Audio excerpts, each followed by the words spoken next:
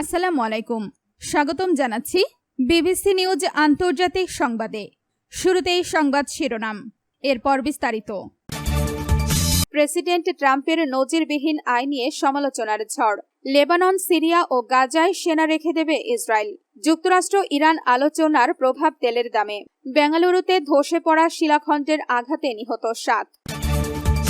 দর্শক, এতক্ষণ শুনছিলেন সংবাদ শিরোনাম, এখন বিস্তারিত।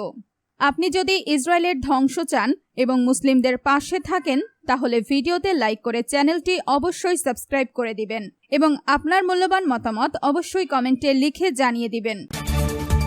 প্রেসিডেন্ট ট্রাম্পের নজিরবিহীন আয় নিয়ে সমালোচনার ঝড়। হ্যারি ট্রুম্যান যখন দায়িত্ব শেষে হোয়াইট হাউস ছেড়েছিলেন, তখন সেনাবাহিনী থেকে পাওয়া মাসে মাত্র $113, 85 পাউন্ড পেনশন ছাড়া তার কোনো আয় ছিল না। যুক্তরাষ্ট্রের 33তম এই প্রেসিডেন্ট পরে লিখেছিলেন, প্রেসিডেন্ট পদের মর্যাদা ও সম্মানকে ব্যবসায়িক উদ্দেশ্যে ব্যবহার করা ঠিক নয়। জর্জ ডব্লিউ বুশ প্রেসিডেন্ট নির্বাচনে দাঁড়ানোর আগেই তার সব বিনিয়োগ একটি ব্লাইন্ড ট্রাস্টের, এমন এক ব্যবস্থা যেখানে সম্পত্তির মালিক নিজের তহবিল পরিচালনা করে না, অধীন হস্তান্তর করেছিলেন।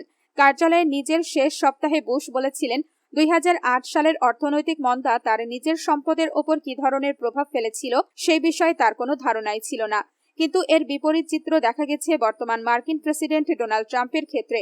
নতুন এক আর্থিক প্রতিবেদনে দেখা গেছে, ডোনাল্ড ট্রাম্প তার সর্বশেষ দায়িত্বকালেই অন্তত $2.2 বিলিয়ন, প্রায় $1.7 বিলিয়ন পাউন্ড আয় করেছেন। ইতিহাসবিদদের মতে এটি যুক্তরাষ্ট্রের কোনো প্রেসিডেন্টের ক্ষেত্রে নজিরবিহীন। ইতিহাসবিদ বারবারা পেরি বলেন, এই ধরনের ঘটনা আগে কখনো দেখা যায়নি। এটি প্রেসিডেন্সির ইতিহাসে সম্পূর্ণ অদ্ভুত। প্রতিবেদনে বলা হয়েছে, ট্রাম্পের আয়ের বড় অংশ এসেছে ক্রিপ্টোকারেন্সি খাত থেকে। শুধু এই খাত থেকেই তিনি প্রায় $1.4 বিলিয়ন আয় করেছেন। তিনি সেলিব্রেশন কয়েন নামের একটি প্রতিষ্ঠানের মাধ্যমে প্রায় $635 মিলিয়ন রয়্যালটি পেয়েছেন, যা তার চালু করা ডলার ট্রাম্প মিম কয়েনের সঙ্গে সম্পর্কিত বলে ধারণা করা হয়। আপনি যদি ইসরায়েলের ধ্বংস চান এবং মুসলিমদের পাশে থাকেন, তাহলে ভিডিওতে লাইক করে চ্যানেলটি অবশ্যই সাবস্ক্রাইব করে দিবেন এবং আপনার মূল্যবান মতামত অবশ্যই কমেন্টে লিখে জানিয়ে দিবেন। লেবানন, সিরিয়া ও গাজায় সেনা রেখে দেবে ইসরায়েল। লেবানন, সিরিয়া ও গাজায় গড়ে তোলা থাকথিত নিরাপত্তা অঞ্চল থেকে সেনা সরাবে না ইসরায়েল। দেশটির প্রতিরক্ষা মন্ত্রী ইসরায়েল কাতজ বুধবার 1 জুলাই এই ঘোষণা দেন। প্রতিরক্ষা মন্ত্রণালয়ের মতে, জিহাদি সন্ত্রাসীদের হাত থেকে ইসরায়েলের নাগরিক ও সীমান্তবর্তী জনপদকে রক্ষা করতে লেবানন, সিরিয়া ও গাজার নিরাপত্তা অঞ্চলগুলোতে ইসরায়েলি প্রতিরক্ষা বাহিনী IDF পরবর্তী নির্দেশ না দেওয়া পর্যন্ত অবস্থান করবে। 2006 সালের লেবানন যুদ্ধে নিহত ইসরায়েলি সেনাদের স্মরণে আয়োজিত এক অনুষ্ঠানে কাতজ বলেন, আমরা নিরাপত্তা অঞ্চলগুলো থেকে সেনা প্রত্যাহার করব না। আপনি যদি ইসরায়েলের ধ্বংস চান এবং মুসলিমদের পাশে থাকেন, তাহলে ভিডিওতে লাইক করে চ্যানেলটি অবশ্যই সাবস্ক্রাইব করে দিবেন এবং আপনার মূল্যবান মতামত অবশ্যই কমেন্টে লিখে জানিয়ে দিবেন।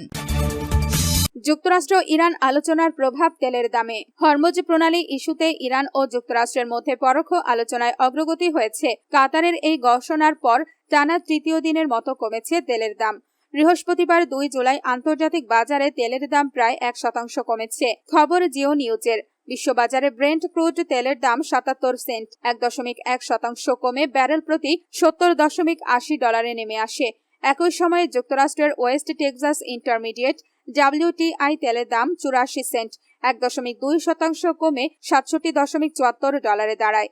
এর আগের দিনও উভয় ধরনের তেলের দাম 1% বেশি কমেছিল, যা গত 4 মাসের মধ্যে সর্বনিম্ন পর্যায়ে পৌঁছায়। বৃহস্পতিবার কাতারের পররাষ্ট্র মন্ত্রণালয়ের এক মুখপাত্র সামাজিক যোগাযোগ মাধ্যম এক্সে জানিয়েছেন, জুনে যুদ্ধ বন্ধের জন্য হওয়া সমঝোতা স্মারক নিয়ে আলোচনায় ইতিবাচক অগ্রগতি হয়েছে।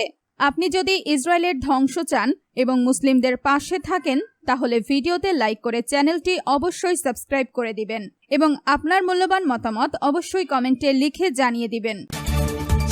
বেঙ্গালুরুতে ধসে পড়া শিলাখণ্ডের আঘাতে নিহত 7। ভারতের কর্ণাটক রাজ্যের বেঙ্গালুরু শহরের উপকণ্ঠে একটি পাথর খাদানে বিশাল শিলাখণ্ড ধসে অন্তত 7 শ্রমিক নিহত হয়েছেন। নিহত সবাই ভারতের বিহার রাজ্যের বাসিন্দা। এ ঘটনায় আরও কয়েকজন শ্রমিক আহত হয়েছেন। তাদের স্থানীয় একটি বেসরকারি হাসপাতালে ভর্তি করা হয়েছে। বৃহস্পতিবার 2 জুলাই ভোরে বেঙ্গালুরু দক্ষিণ তালুকের মাদাপাটনা এলাকায় এই দুর্ঘটনা ঘটে।